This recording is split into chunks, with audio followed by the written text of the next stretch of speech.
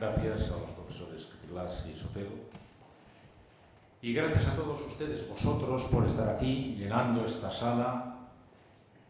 Me impresiona mucho, me emociona mucho y me compromete muchísimo al tiempo que me va a hacer sufrir por cada minuto que van a tener que estar de pie algunas personas en esta reunión.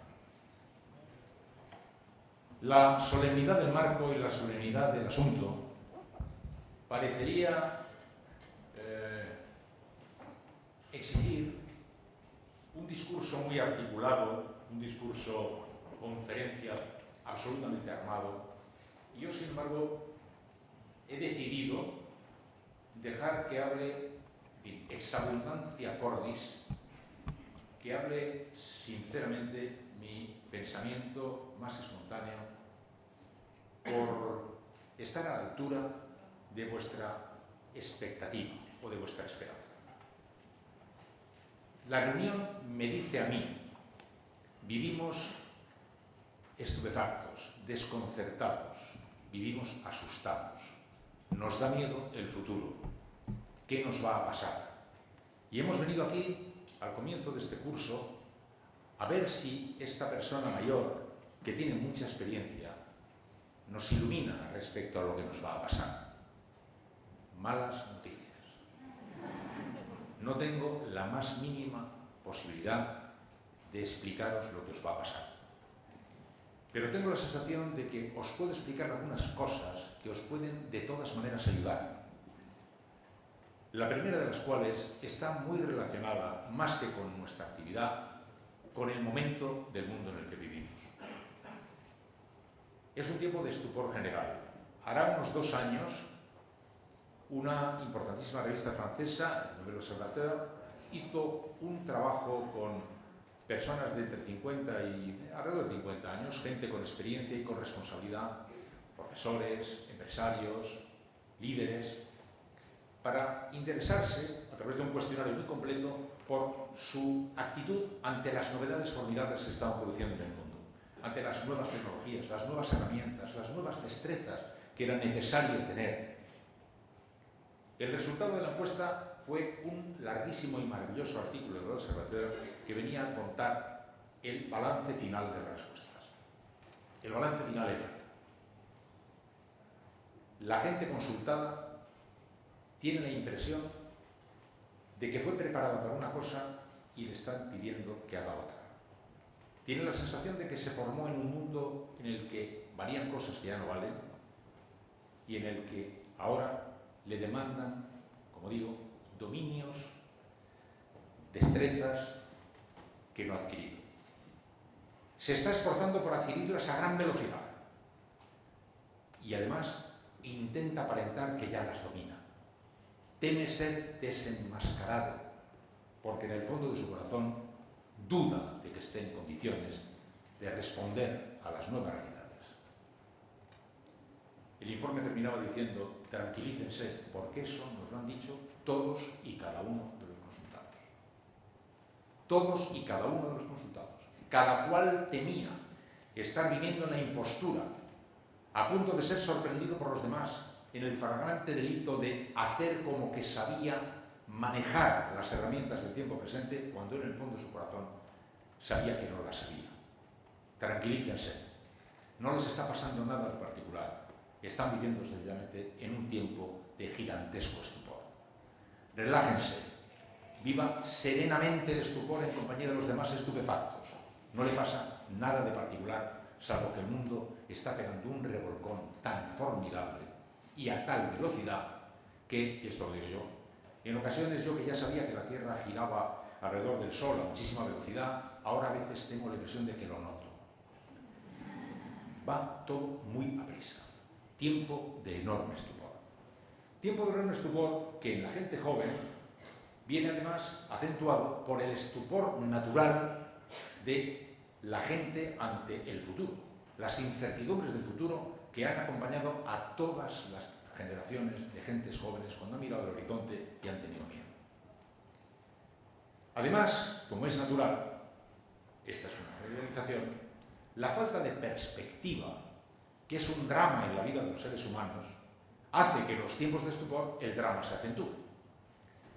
No tenemos referencias de perspectiva. Nadie le dice, mamá, me voy a la guerra de los 30 años. No, se va a la guerra, que luego resultó ser la guerra de los 30 años. Nadie dijo, me voy a la Primera Guerra Mundial, porque la Primera Guerra Mundial fue primera cuando hubo una segunda, porque antes solo fue la Guerra Mundial. La falta de perspectiva nos hace vivir en una sensación siempre perdidos. En la novela Rojo y Negro de Stendhal, el personaje lo refleja de una manera extraordinaria. Heme aquí en el campo de batalla, heme aquí luchando por mi vida. Ahí está el enemigo, me dispara, yo le disparo a él. Tenemos que tomar aquel campanario. ¿Pero esto qué es? ¿Una pequeña escaramuza? ¿Es la parte de una gran batalla? ¿Vamos ganando?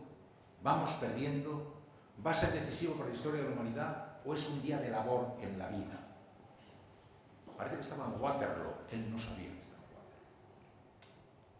El día que mataron a Julio César, dijeron, nunca olvidará la historia estos idus de marzo. Y es verdad, nunca los olvidó. Pero nunca podían imaginar que iban a ser los idus de marzo del año 44 a.C., porque no había nacido Cristo y nadie sabía que eso no. Lo digo para que tengamos conciencia de que estupor forma parte natural de una vida en la que vivimos en perspectiva. Cuando además añadimos el estupor, que el tiempo actual, a una velocidad que nunca había sido anteriormente conocida, y con una panorámica global que nunca se había tenido, produce una sensación de extraordinario desconcierto.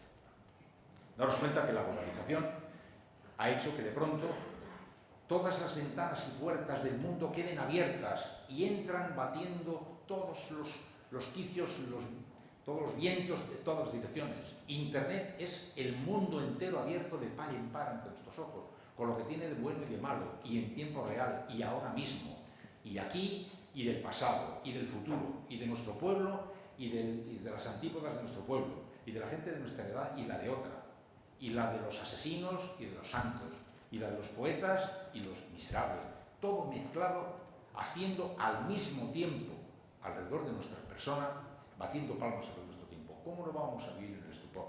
Si cualquiera de estas circunstancias bastaría para llamarnos ya completamente, en fin, para sacarnos de nuestro propio quicio. Sin embargo, de estas circunstancias que estoy ahora señalando, no puede extraerse una deducción que algunos muy precipitadamente han hecho y que se dirige además a las personas jóvenes como si fuera un hecho cerrado ante el cual yo me revelo de manera sistemática y allá a donde voy. Repito y hoy voy a repetir. El futuro no está escrito. Este panorama que estáis viendo tan sombrío, esta confusión cacofónica que os enloquece, es suficiente entretenimiento como para que no tengamos que añadirle el diagnóstico de los que ya han decretado que formáis parte de una generación que no tiene futuro. El que no tiene futuro soy yo, que tengo 72 años.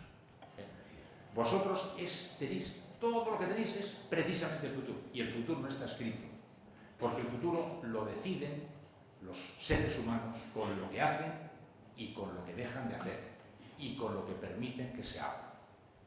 Así se fabrica el futuro, que todas las generaciones de la Tierra han querido tiempo, siempre que estaba más o menos amoldable y manejable. Sí, es un rasgo muy típico de la gente joven. La gente joven sabe que hubo la prehistoria y que hubo el siglo I, y luego el tercero, y luego el séptimo, y luego el noveno, y luego el undécimo, eso lo sabe muy bien, y sabe que de un año se pasaba a otro y que cambiaban las cosas, y luego el 19, y luego 2100, lo sabe. Pero piensa que todo eso ha pasado y que ya hemos llegado.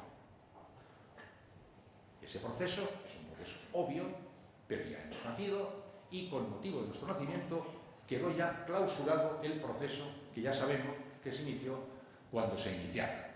Y por tanto esto ya es así. Y como esto ya es así, pues vamos ahora a proyectar nuestras expectativas de futuro a partir de esto que ya es así. Porque esto ya es para quedarse. No, la sociedad del 40 al 50 cambió, y del 50 al 60, pero ahora ya hemos nacido nosotros, ahora ya es así. Y encima, las personas mayores os ayudan a creer esa tontería haciendo pronósticos sencillamente de delirio. Las mujeres en el año 2060 tendrán medio hijo cada una. En el año 2074 habrá 300.000 millones de viejos. ¿Pero qué pasa? ¿Que no pensáis hacer nada? O sea, que habéis cogido la actual realidad, la habéis dejado circular por los tableros matemáticos para que os depositen al final ante un dato inexorable, porque asistís al proceso de la vida como quien asiste a una circunstancia meteorológica. Llega la primavera, luego llega el verano, inexorablemente después el invierno. Pero los seres humanos, al parecer, no tienen capacidad de actuar sobre la realidad. El primer gran reproche que yo le hago a la política es que se le ha olvidado su capacidad de transformar la sociedad. La política transforma la sociedad. Los seres humanos transforman la sociedad. Y vosotros transformaréis la sociedad. Y si no os gusta, haréis otra. Pero lo que no podéis permitir es que os digan que no tenéis futuro.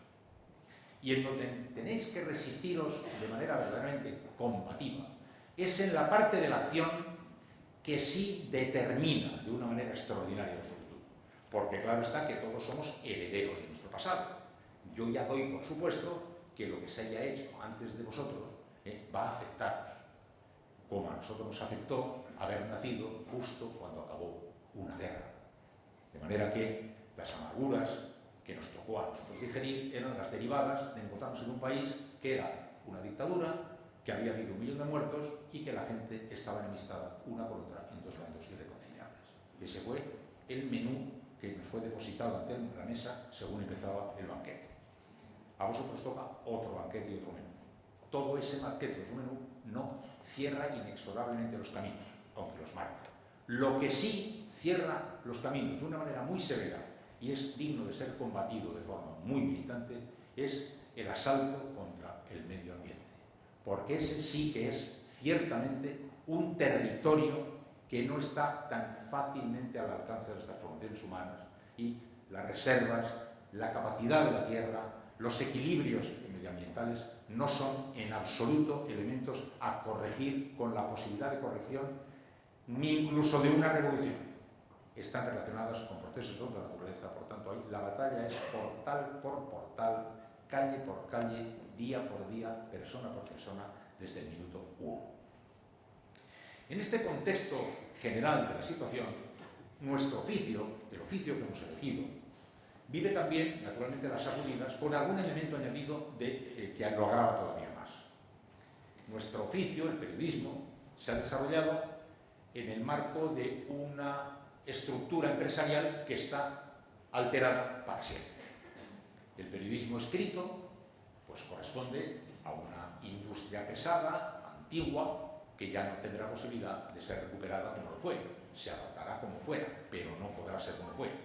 Gigantescas bobinas de papel atraviesan Europa en gigantescos camiones para llevar a enormes naves industriales las bobinas, de las que después enormes rotativas harán un producto periodístico que terminaremos hoy a las 11 de la noche y que llegará a nuestro destino a las 8 de la mañana del día siguiente, cuando estamos a un clic de ver cómo van cambiando las cosas.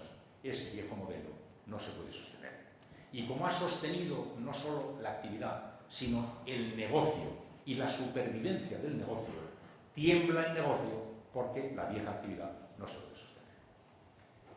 Está el mundo entero tratando de ver cómo acomodarse a las nuevas realidades, y no descarto que se encuentren en el momento actual a los problemas que antes os he citado. Os añado el de que nuestro oficio tiene en su matriz, la prensa escrita, un problema estructural que ahora mismo no tiene en modo alguno posibilidad de ser corregido.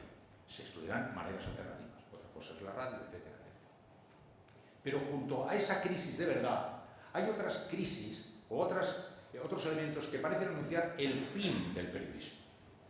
Mucha gente lo dice, pero ¿qué sentido va a tener el periodismo en ese mundo en el cual el periodista puede estar ahora mismo vendiendo pescado en Addis Abeba y va a ser él el que con una tecla va a mandarnos la información que voy a leer? Si cualquiera ya es periodista, ¿para qué nos hace falta a nosotros que exista el periodismo? No ya la industria, que ya sabemos que se está yendo abajo, y el periodista, ¿para qué sirve en una sociedad como la actual? Ese pensamiento duró aproximadamente un año. Hubo hace unos 10 o 12 un año en el cual hubo una duda así sobre si existiera el periodista, tardó muy poco en descubrirse que precisamente por eso que acabo de decir, porque pueden llegar 1000 millones de señales desde 1000 millones de lugares diferentes de la Tierra, era más imprescindible la acción del periodista. Yo he escrito en algún sitio sobre ese libro también un pensamiento que no es mío, pero que me parece muy elocuente y que además es cierto, que dice: en tiempos de inundación lo primero que escasea es el agua potable. Es verdad. En tiempos de inundación lo primero que escasea es el agua potable, aunque parezca mentira. En tiempo de inundación informativa lo primero que escasea es el agua informativa potable. ¿Cómo se sabe dónde está el agua potable ahora que recibimos agua desde todos los rincones de la Tierra, canalizados o no, ordenados o no, organizados o no? Pues no lo sé, sería interesante tema a discutir, pero para empezar observemos que la identificación de los pozos de agua potable se convierten en extremadamente decisivos para el equilibrio de las sociedades actuales, que no pueden en modo alguno engañarse por creer que no necesitamos agua, puesto que nos cae a raudales entre todas las direcciones. Nos viene junta la potable y la envenenada. Nos viene junta la que nos salvará y la que nos ahogará. Nos vienen juntas todas las señales y hemos de inventar alguna actividad, llamémosla periodista, para tratar de ver cómo extraemos de toda esa ingente cantidad de agua el agua potable. Es importante también ir desactivando o sometiendo a cuestión algunas de las cosas que también parecen acompañar ahora todo este tiempo de estupores por lo que a nuestro oficio se refiere. Ya en este momento, el mundo de Internet, el mundo abierto, convertido en escenario de la libertad, hace completamente innecesario e incluso negativo el intento de sujeción de las hojas que han de volar libremente, porque Internet es el territorio de la libertad. Bueno, este es un pensamiento tan penetrado que en este momento hay un estado de opinión, prácticamente es un lugar común. Los medios de comunicación eran lugares que manufacturaban, de acuerdo con sus criterios, los hechos de la realidad. Por Internet circulan libremente. Bueno, yo solamente quisiera que leyerais el libro de John Lanier, que es un norteamericano, uno de los más importantes padres de todas las nuevas tecnologías, que está en los comienzos y en los albores de todos los grandes fenómenos que se han convertido en un éxito mundial, desde Google, etcétera, etcétera, etcétera. Un personaje verdaderamente extraño, que ha escrito libros muy perturbadores, y uno de ellos se titula ¿Quién controla el futuro? Y él, que es uno de los grandes padres de este gran espacio de la libertad, nos comunica: señores, no se hagan ilusiones, porque en ese espacio de la libertad, como en todos los espacios que en la historia de la vida han sido, los poderes están uniéndose para hacerse con la realidad, el control y el dominio de la situación. Los Big Data, etcétera, etcétera, son el gran campo de batalla donde los grandes poderes están haciéndose con las riendas de la situación, mientras nosotros creemos que ahí sí que sí, por fin, todo circula alegremente y cantan los pajaritos, pían por las mañanas. La batalla de resistencia a los poderes, la lucha por la identidad, la identificación de su verdad, la lucha por los derechos, no se va a concluir nunca. Y no se crea nadie que ha sido antes, pero ahora en la batalla de Internet todo eso ha desaparecido. No, no es por tanto cierto eso. Otro de los hechos más claros, pero que también admite algún tipo de observación para no caer en el espejismo, es el de que han muerto las intermediaciones. Daniel Innerarity, no sé si conocéis, un profesor de filosofía política de la Universidad del País Vasco, que es un tipo extraordinario. Él habla muy bien de estas cosas, del fin de las intermediaciones. El periódico, el medio de comunicación es el intermediario entre el hecho y la gente. Las intermediaciones están siendo disueltas. Se ha creado una cierta divinización de la no intermediación. Nos fiamos más del que nos filtra una noticia que del periodista que nos la cuenta. Nos fiamos muchísimo más de una ONG que de un gobierno que nos informa. Nos fiamos muchísimo más de nuestro club de amigos que nos intercambiamos las señales que de cualquier otra señal que venga. Y eso, que forma parte de la realidad, tiene que tener también, tiene que ser sometida a un criterio mínimamente cauteloso.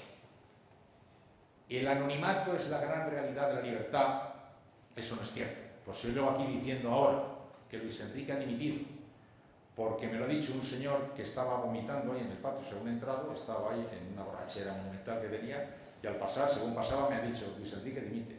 Dice, bueno, ya, ¿y ese quién es? Dice, no, vamos a ver.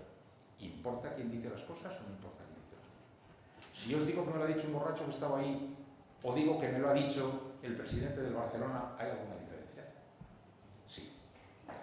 No caigamos, por tanto, en la mitología del anonimato como territorio de la libertad, porque aunque tendremos que dibujar nuevas vías de solvencia, aunque a lo mejor no les damos la autorización de la solvencia a los que la tienen, y se la quitamos y se la vamos a dar a otro, y a lo mejor es a ti, a lo mejor eres tú la referencia de solvencia para tus compañeros dentro de 3 años, siempre será necesaria la referencia de solvencia.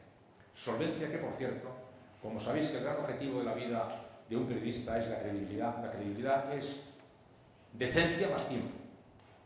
La credibilidad se consigue con decencia más tiempo. Le falta decencia, le falta tiempo. Solo con decencia no se consigue en el primer día. Solo con tiempo no se consigue si no hay decencia. Si hay decencia y tiempo, aunque se cometan muchos errores, se tiene una referencia de solvencia. La referencia de solvencia es lo que en este momento va a cambiar por completo. Ya no será a lo mejor el New York Times, no será El País, no será el Le Monde, no será el SER, no será RACU. La referencia de solvencia a lo mejor eres tú, que con 3 amigos has construido un asunto que explica lo que pasa en el Ampurdán y eres la voz de la referencia de la solvencia en el Ampurdán. O en todo el mundo, con los formatos que queráis, con los contenidos que se decidan, pero la necesidad de asomar en ese mar de aguas que nos inundan, las fuentes de agua potable, la búsqueda de la solvencia será imprescindible y la gente la demandará, y lo demandará de una manera creciente.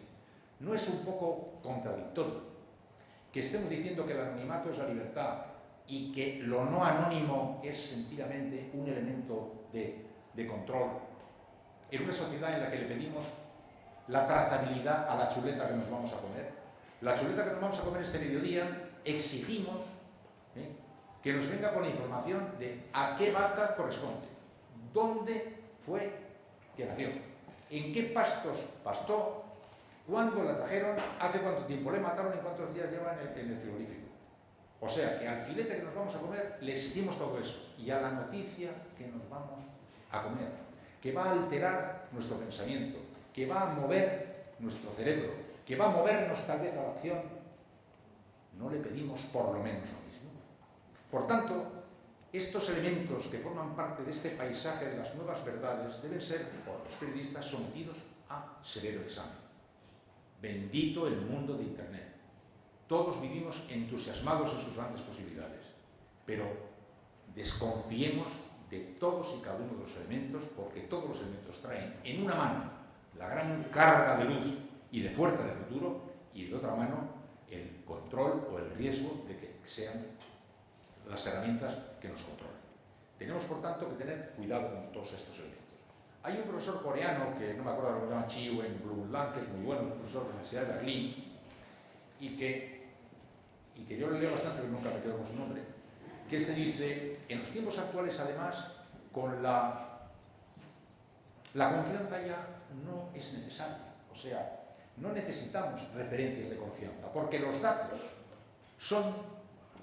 hacen inútil algo. ¿Para qué sirve la confianza? La confianza, en cierto sentido, es, bueno, no dispongo de todos los elementos de juicio, pero deposito en ti la fe en que lo que tú me digas sea de valor. ¿Para qué necesitamos ya la confianza? Cuando ahora todos los datos están ahí, no hace falta que exista la confianza. La confianza es un viejo valor, se lo llevará el viento. Lo que hace falta son los datos que derivarán en control y transparencia. Estoy completamente de acuerdo, salvo ¿quién controla el control y la transparencia? Porque de los datos, naturalmente, se puede hacer un uso u otro. Con los datos se pueden hacer absolutas, prodigiosas maravillas. Es verdad lo que dice el profesor coreano, pero eso no elimina la necesidad de mecanismos de atención a todos los procesos nuevos que salgan, que si son el control y la transparencia, benditas sean, pero que puede haber transparencias falsas, puede haber ficción de transparencia, puede hacer juegos de manos y un montón de cosas más. Y en todo caso, la necesidad de todo ese torrencial extraordinario que llega, un torrencial que tiene que ser ordenado, valorado y jerarquizado. Ese es el trabajo del periodista, con decencia y tiempo, tratar de ofrecer los elementos de solvencia que puedan contribuir al entendimiento de las cosas y después, como digo, tratarlos de una manera adecuada.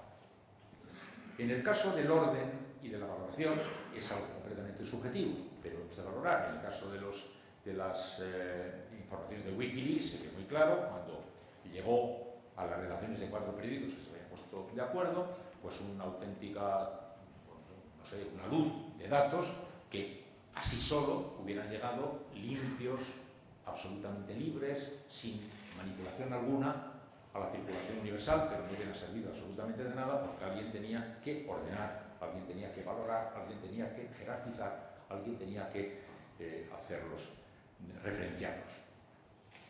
Y otro de los mitos que también creo yo que tiene que ser observado con cuidado y que a mi juicio ilumina mucho, me llevó a mí a discutir bastante cuando estaba en Canal Plus con mis compañeros allí, con su famoso eslogan del que estaban tan orgullosos: lo estás viendo, está pasando. Entonces decían, ¿qué más se puede hacer?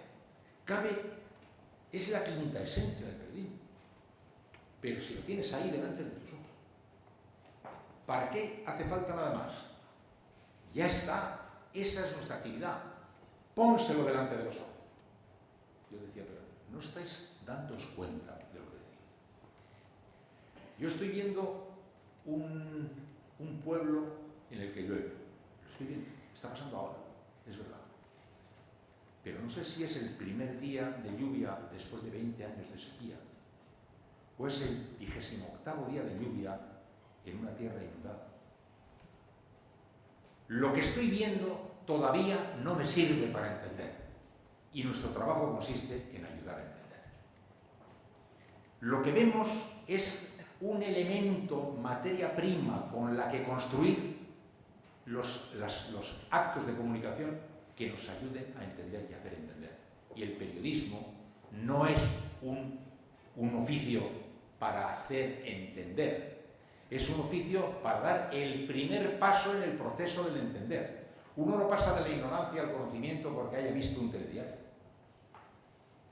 Uno pasa de la ignorancia a un primer punto de entendimiento con la información del telediario, pero el proceso de entender es un proceso mucho más largo, que exige mucho más trabajo, que exige mucha más formalidad, que exige mucha más seriedad y exige, diríamos, una determinada concepción de la manera de vivir que no se la podemos pedir a los ciudadanos, pero sí a nosotros si nos queremos dedicar a esta actividad. Entender es imprescindible para hacerse entender. Nadie consigue hacer entender lo que previamente no ha entendido. Y pasar del conocimiento a través de la información al entendimiento requiere trabajo, requiere esfuerzo, requiere una determinada manera de vivir. Hay una manera de vivir en periodista, que es una manera de tratar de entender, extender los tentáculos, extenderlos por tu piel, tratar de conocer mejor al otro, conocer mejor la vida, conocer mejor las realidades y sus extraordinarias complejidades hasta donde se pueda llegar, porque el objetivo es hacer entender, ayudar a hacer entender. Y ahora me vais a permitir una leve digresión de 2 minutos, porque sin esto todo lo anterior no tiene sentido. ¿Por qué hacer entender? Pero este oficio, ¿para qué sirve? ¿Para qué sirve? Nosotros ahora, como somos jóvenes y vivimos en este tiempo de estupor y de enormes transformaciones, lo que queremos es estar al día con las tecnologías que ahora mismo forman parte de las herramientas del presente. Y hay una obsesión por las herramientas. Y hay una ceguera en torno a las herramientas.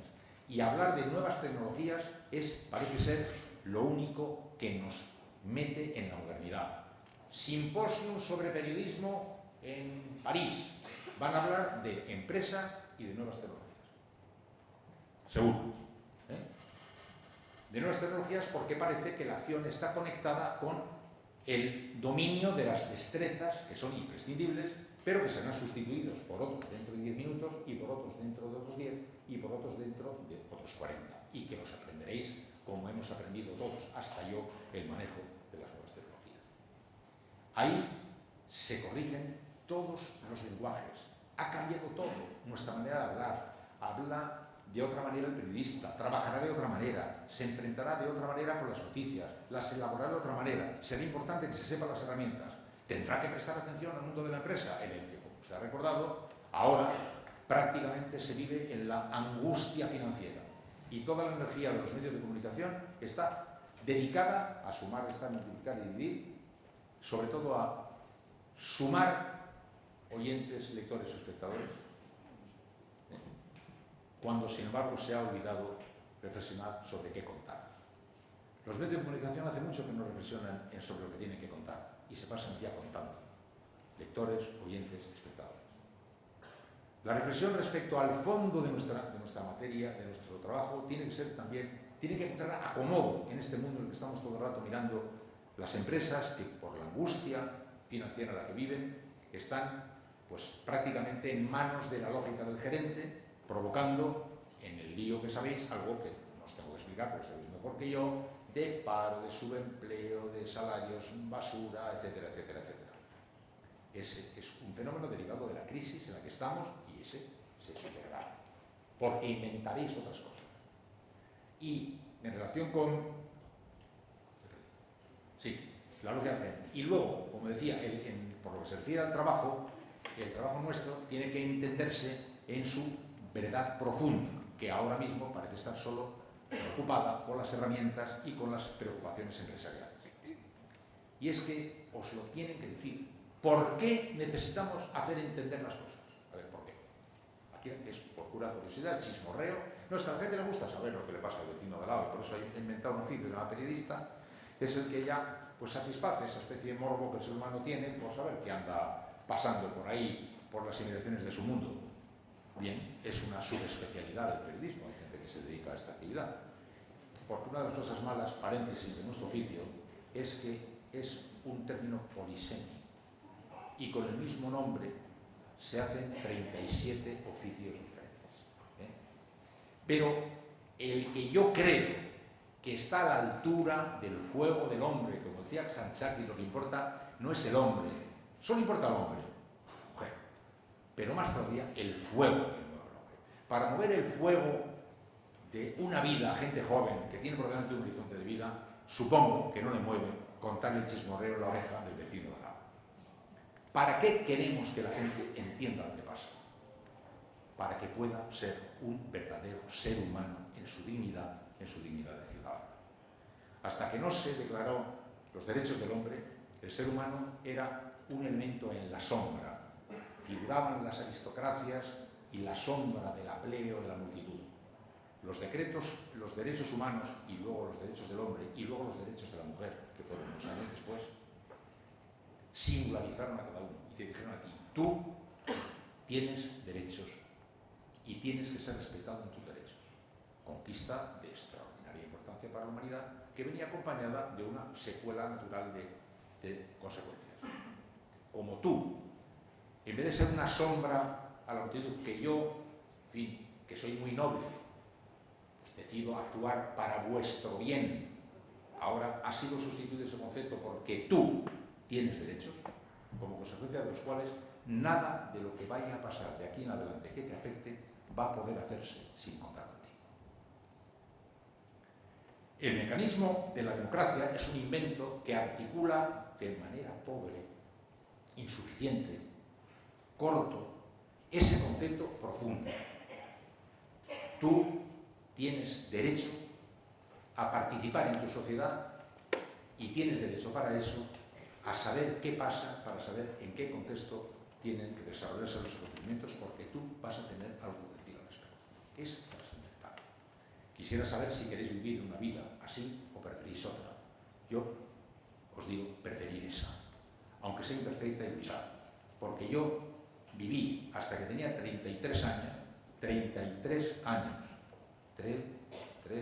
y 3 hijos, en un sitio en el que no teníamos esos derechos. Y cuando mis hijos me decían, bueno, pero una dictadura, ¿qué es? ¿Que no hay partidos políticos? No, una dictadura es que no puedes leer los libros que quieres leer, no puedes ver las películas que quieres ver, no puedes decir lo que quieres decir, no puedes verte con quien quieres verte, no puedes amar a quien quieres amar.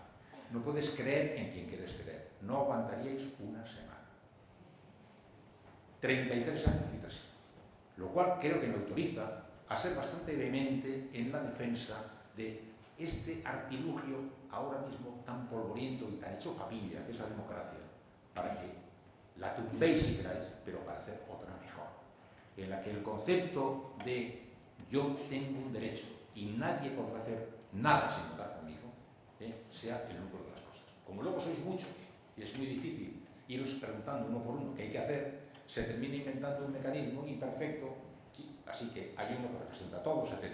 Y de ahí las pobrezas del juego. Pero el juego conceptualmente es ese. Y el periodismo, inmediata su consecuencia de lo anterior, surge para decir, puesto que nada de lo que te concierna puede ser hecho sin ti, tú tienes que saber lo fundamental de lo que ocurre para saber en qué dirección quieres tú que vayan las cosas. Nuestro trabajo tiene una misión muy importante. Es hijo de la democracia y además en la democracia, solo en la democracia florece. De manera que si no hubiera democracia, los periodistas solo por razones de supervivencia profesional tendríamos que salir a matar para que lo hubiera. Nosotros necesitamos eso y de ahí se desprende nuestra necesidad de hacer entender. Y de nuestra necesidad de hacer entender se desprende nuestra necesidad de entender. Y de nuestra necesidad de entender se desprende todo lo que nosotros tengamos que hacer en cada uno de los caminos. Si colocáis el foco ahí, tendréis perfectamente iluminado todo el patio. Nuestro cliente es el ser humano, el otro. Es nuestro cliente. Nuestro trabajo consiste en ocuparnos de las vicisitudes de la gente en una modesta parte que es la de contribuir a aportarle los datos que le pueden ayudar a tener elementos de juicio. Al que no le importe la gente, tiene que abandonar esta actividad. Puede no importarte muchísimo. Naturalmente comprendo que te importe más tú, tu novia, tu novio, tu padre, tu amor, tu hijo o tu cuñada o el delantero centro de tu equipo. Pero te tiene que importar la gente. Te tiene que parecer insoportable la injusticia.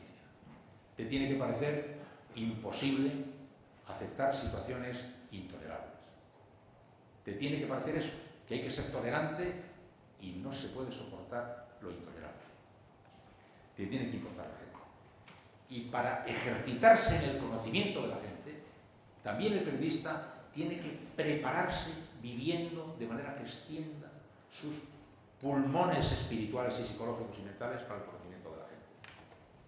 Me decía un chico un día, ¿yo qué me recomiendas que haga? Y dice, mira, en Barcelona hay audiencia pública, dejan entrar, ¿eh? Te puedes sentar y ver un juicio. Hay hospitales, dejan entrar. Hay barrios de gitanos, dejan entrar. Hay mercados, hay sitios donde está la gente. Acercaos y ver cómo es la gente. Porque normalmente las personas jóvenes han venido viviendo desde que nacieron en una burbuja incluso social que hace que has nacido en un barrio, te has movido en ese barrio, has ido al colegio de ese barrio, has pasado a otros sitios del barrio.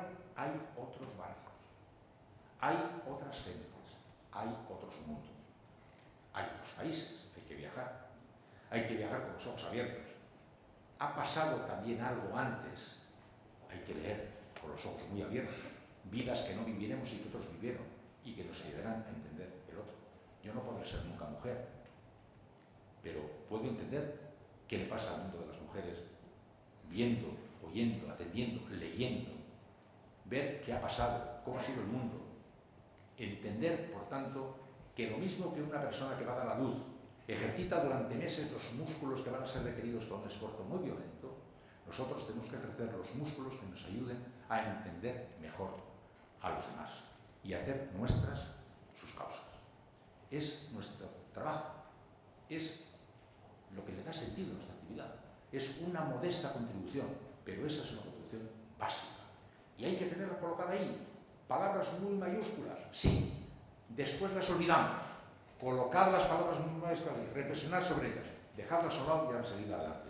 Pero que no se nos olvide en qué estamos conscientes. Porque resulta que el periodismo, con tantas cosas que han pasado, ha terminado por olvidarse de qué consiste. El periodista es un señor al que cuando los demás se van a trabajar, bueno, o a intentarlo, se queda de guardia. mira, yo me voy a hacer esto, y voy a arar los campos, yo voy a hacer la faena, y tú te quedas de vigilancia. ¿Para qué?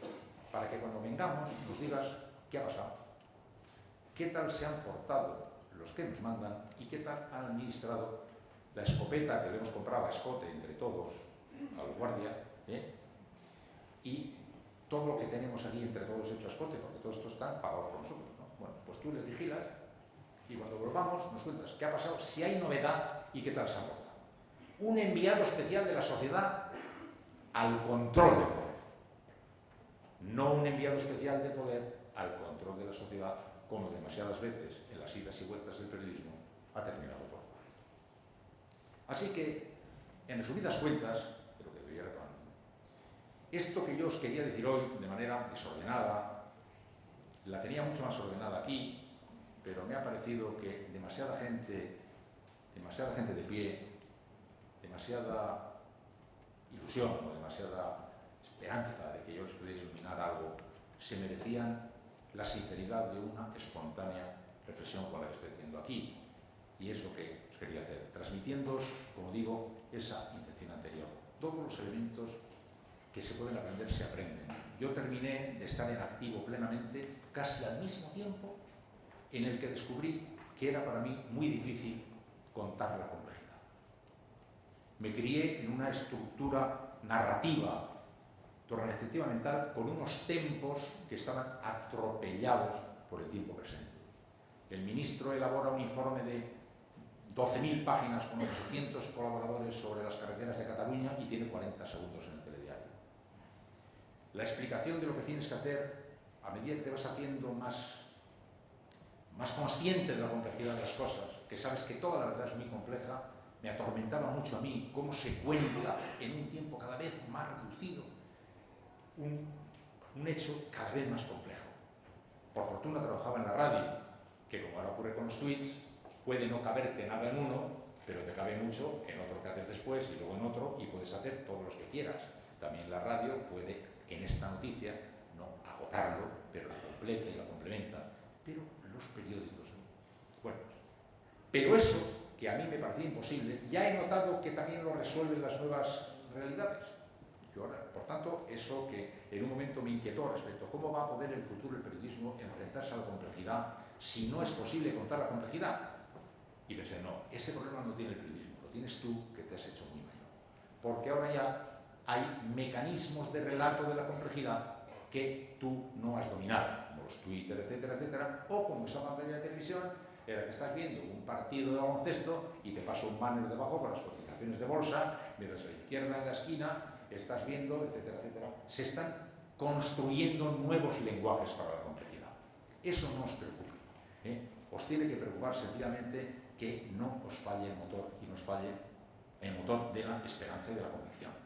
No permitáis que os digan que no tenéis futuro. No es verdad. Lo que no tenéis es, no os vale el futuro que os vamos a dejar. Tenéis que hacer otro. Hacedlo. A nosotros nos dieron también un futuro que no nos valía.